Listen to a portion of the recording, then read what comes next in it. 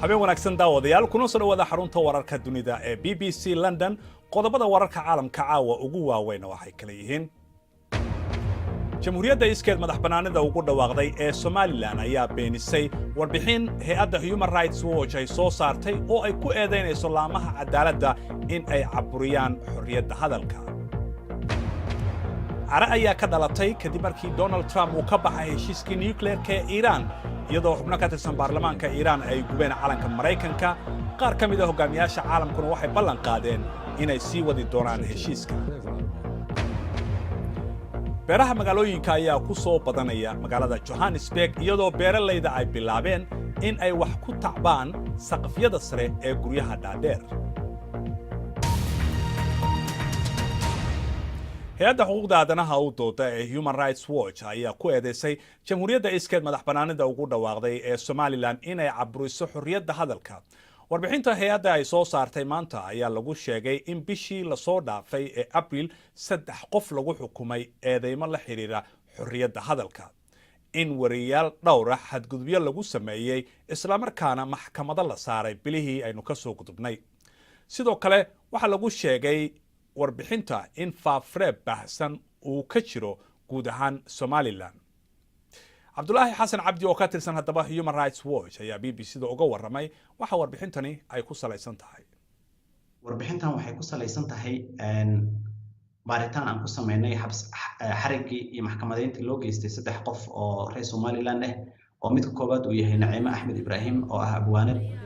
Boqor Cismaan Buurmadow iyo Maxamed Kayse oo markaas ay asaga qof internetka wax ku qoro ilaa January waxaan aad u indheynaynay oo ilaalinaynay xaaladda xorriyadda qowlka ee Somaliland iyo idaacadaha sida ay ula dhaqmeeyeen ba ilaalinaynay oo kor kala soconay hadda waxa ku soo beegay warbixintan waxaan diraasaynay 3 kiis oo ku sheegay oo kii ugu dambeeyay uu ahaa Boqor Buurmadow in hal saac gudaheed ay maxkamaddu ku xukuntay oo kiiskiisa ay ku dhageysatay oo loo diiday inay looyaro ay matalaan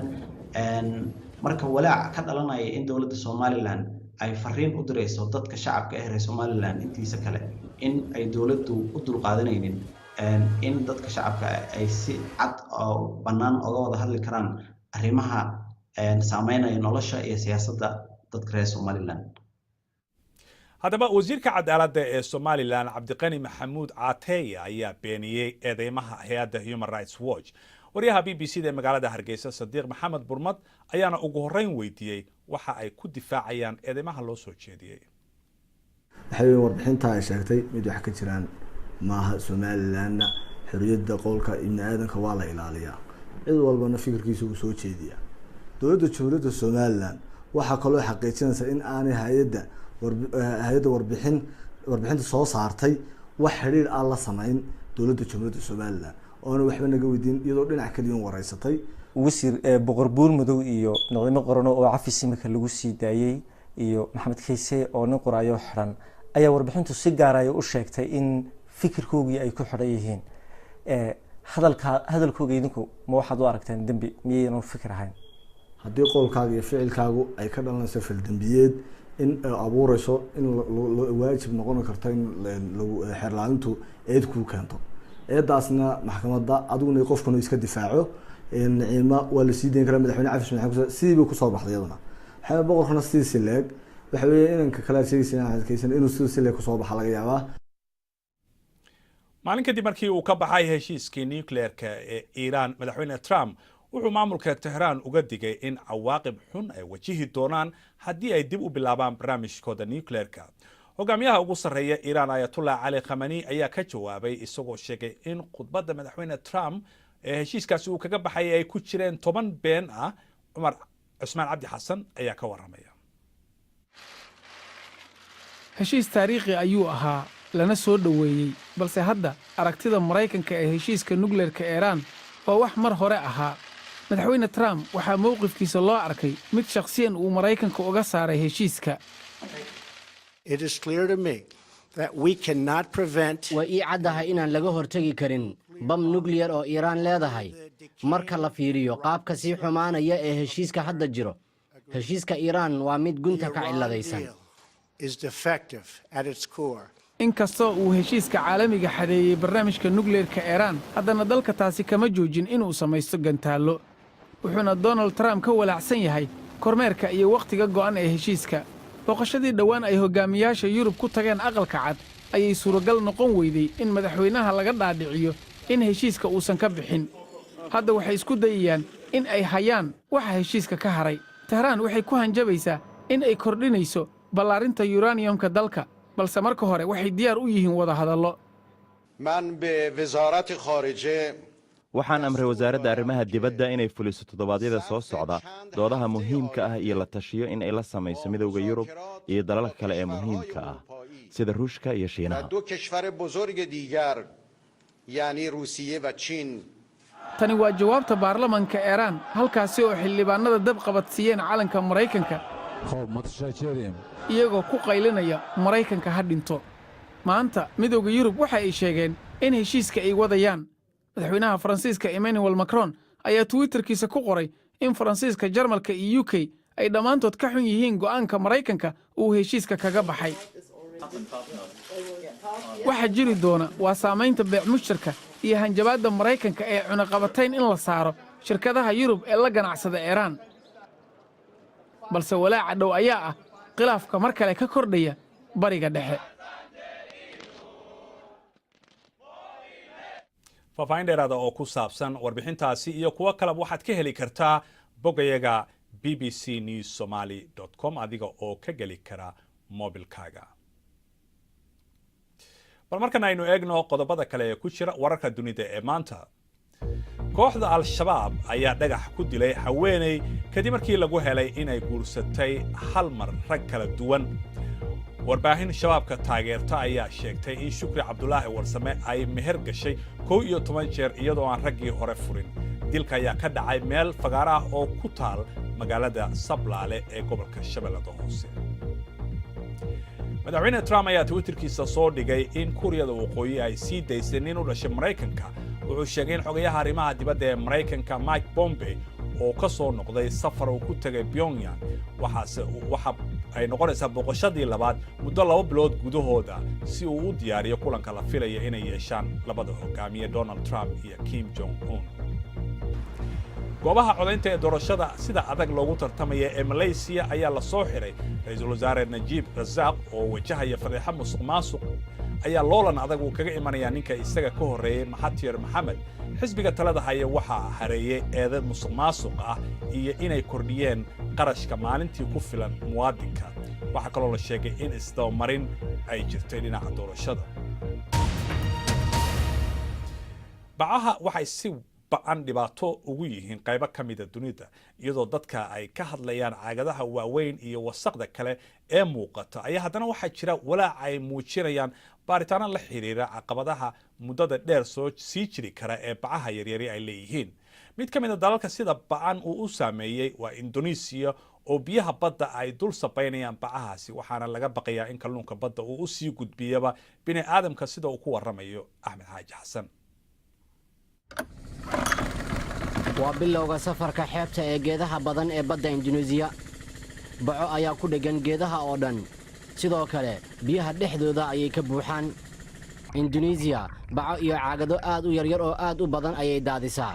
shiinaha oo keli ah ayaana ka sareeyo waxayna ku dhegayaan xitaa matoorka doomaha dhibaatadu waa markay caagadahan iyo bacahan ay dul sabeeyaan badda ma baaba'ayaan sidaas ayayna u socon karaan waxay mararka qaar u kala baxayaan qaybo yaryar xitaa haddii la nadiifiyo dhibaatadana way sii jiraysaa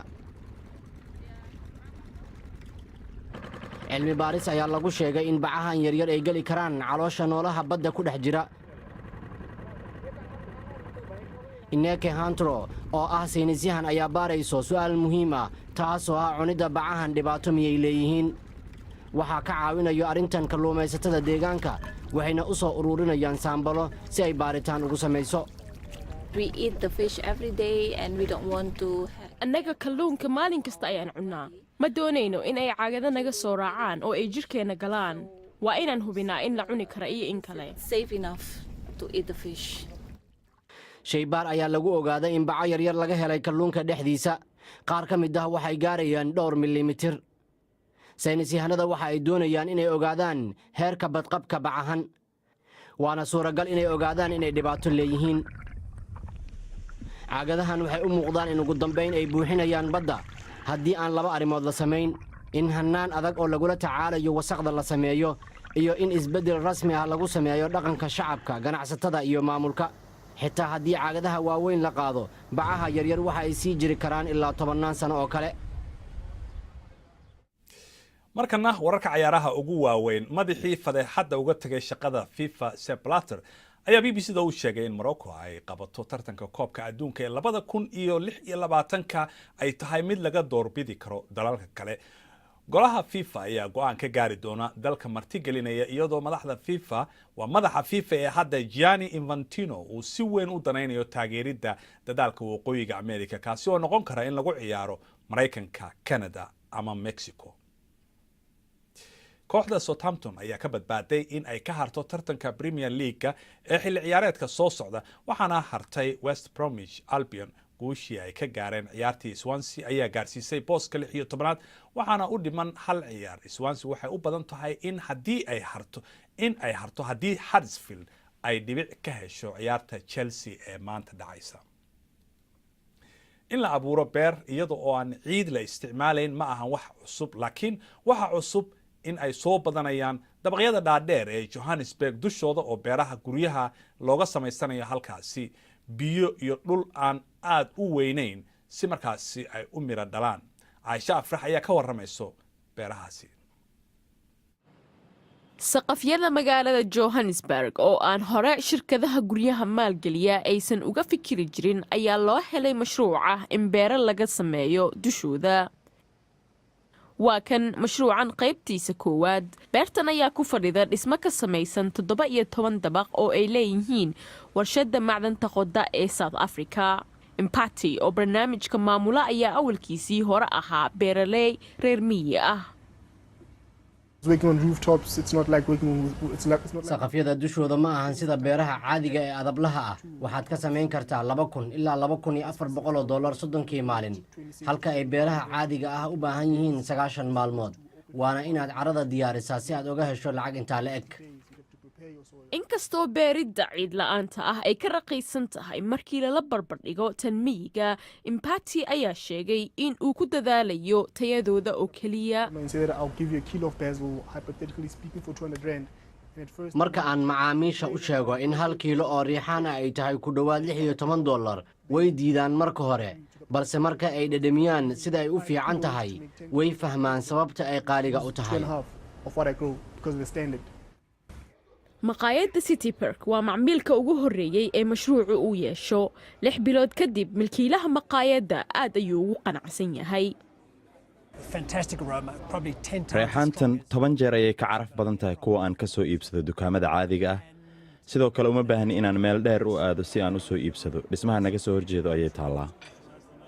beero ka samaynta magaalada ayaa ku faafayay dunida oo dhan walow ay tahay wax cusub guusha ay beertan ka gaartay ayaa ku qancisay dowladda hoose ee Johannesburg in ay maalgeliso kuwa kale inkastoo fulinta arrinkan ay ku xiran tahay dhulka la haysto inta uu la eg yahay haddana waxa ay u eg tahay in beeraley badani ay ka heli doonaan shaqooyin beero ka samaynta magaalada ugu dambeyntiina haddii aad ka baqayso caarada haddaba ka sii jeeso saynisyahanada jaamacadda Manchester ee dalkan Britain ayaa caarada u tababaray in ay boodo si ay markaasi u ogaadaan sirta awoodda boodidda ku jirta boodidda noocan ah ee caarada waxaa loogu magacdaray Kim waxaana ay boodi kartaa dhir 6 jeer ka badan midkii caadiga ahaa wararkan iyo kuwii ugu dambeeyaba waxaad kala socon kartaa boggayaga bbcsomali.com inta ayaan ku soo gabagabaynaynaa barnaamijka caawa habeen dambe ayaa noo balana waad ku mahadsantihiin daawashadiina intaanu mar kale dib u kulmayno habeen wanaagsan